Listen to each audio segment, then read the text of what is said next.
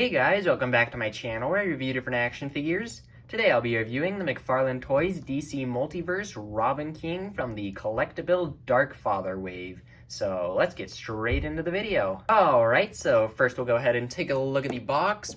And so it's that bigger box as always since it's got the Build-A-Figure piece. You've got the window where the figure was, DC Multiverse Robin King, collectible Darkfather piece number 1 of 4, and a little picture of Darkfather there. On the side here, you've got Robin King, Dark Knight's death metal. Got a little death metal logo up there. On the back, you've got the picture. This is also on the trading card. On the left here, you've got a little diagram on how to put the Darkfather together, if you need help with that, as well as a picture of Darkfather here and the other figures from this wave. Then on this side, you got Robin King, a little piece of the window. On the top, a piece of the window, and a death metal logo there. Oops, knocked him over. And then on the bottom, you have the barcode as well as some other word stuff. So there you have it for the box. Okay, now Robin King is back up. Let's take a look at the accessories. And so first, you've got the DC Multiverse stand that comes with every figure. It's in all black paint. Got the pegged up the figure stand up as well as a small DC logo on the bottom. Next, we have the trading card, which is that same picture that was on the back of the box.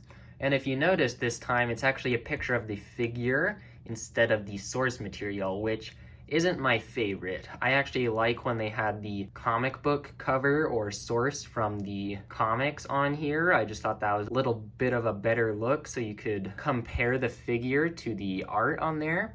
So I'm a little disappointed with that. And then on the back, it's also a little different. You've got the real name, height, weight, but no source this time. I kind of liked when they had that too, so you could go and look that up. Or if you wanted to read the comic book with this figure, you could go and look for that. So that is just a little bit disappointing, and I really would have preferred to have the art and source from the comic book on here. But anyways, you still do have the little bio on there that if you'd like to read, you can pause now if you didn't read while I was talking. And then his main accessories, he comes with some interchangeable hands. And so for this first one, he comes with a fist, which has got a cool sort of texture on here. It's got sort of veiny glove details on there. It looks very nice. It's got all this nice hand details on there, just a dark green paint. So there's that one. And then you also have this trigger finger one, which doesn't really make sense because he doesn't come with a gun at all, but I guess it's just an interchangeable hand. And then the ones that I have on him right now are these sort of claw-looking ones, which look very cool in my opinion, and I really do like them a lot. They are both just a little bit different from each other, but mostly the same. They just look very cool, same sort of texture and hand detail on there. And if you want to switch them out, all you do is pull them off, easy like that, and just stick it on there. It's a little tighter because I haven't used this hand as much, but you can get it in there and it does look very nice. I think I do like the open claw hands a little better, and I think that's what I will pose him with mostly, just because I think they look a little cooler. But anyways, back to his accessory stuff. You have the Build-A-Figure piece. And so Robin King comes with the torso of the Darkfather. And this is looking very cool so far. I will go over this in more depth when I have Darkfather fully built in my full review. So there you have it for the different accessories of this figure here. All right, let's take a closer look at this figure. And so at first glance, you might think that this Robin King figure has a lot of reuse from the Damian Wayne Robin, who I just reviewed. But you'd be surprised that the only reuse here is mostly the jacket part and torso right here, as well as part of the legs and arms. And so you can see right here with the Robin, the jackets are the same, just a little bit of different color. And the top of the arms are the same, as well as the top of the legs on there are the same, but his gauntlets right there are a completely new sculpt, as well as his boots, which I was really surprised. I thought they'd reuse those, but you can see there is a little bit of a difference on there. So that is very nice that they didn't reuse a ton of stuff on here. And he also does have a lot of unique pieces on here. So first off, you've got his head, which has this sort of chainmail around his head on here. It looks very nice. Very cool paint to make it look very realistic and like chainmail.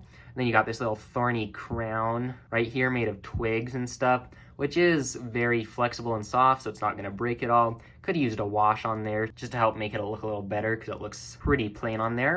And then you got the face here, which he's got a nice smile in there. He's got the domino mask on there.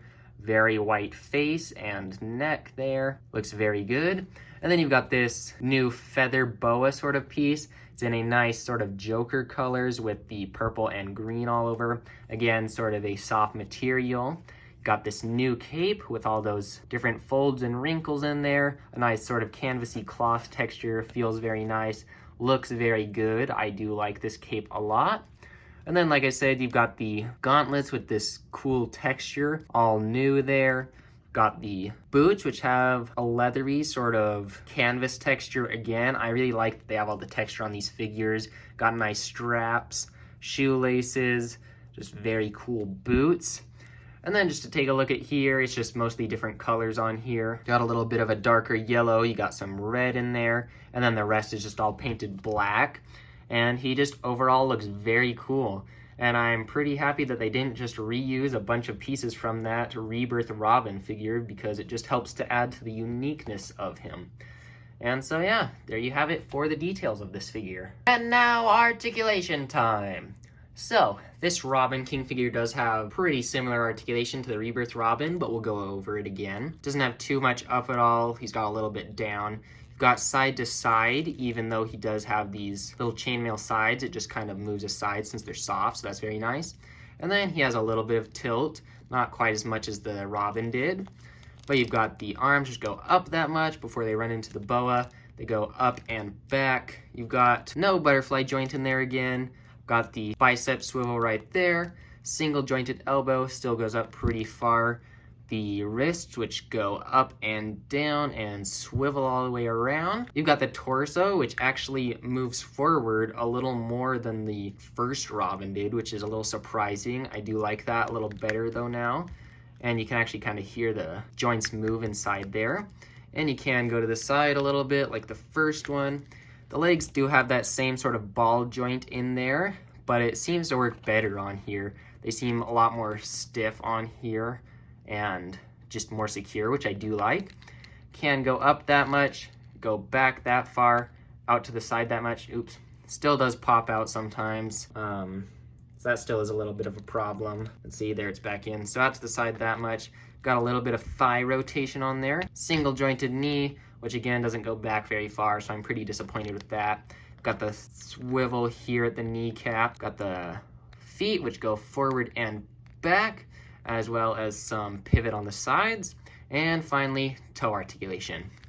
So there you have it for the articulation. It's pretty good, and it might actually be a little bit better than the Rebirth Robin was. And for a little comparison, you've got all of the Robin type characters that Mcfarlane has made so far, and I just reviewed the Rebirth Robin on the right.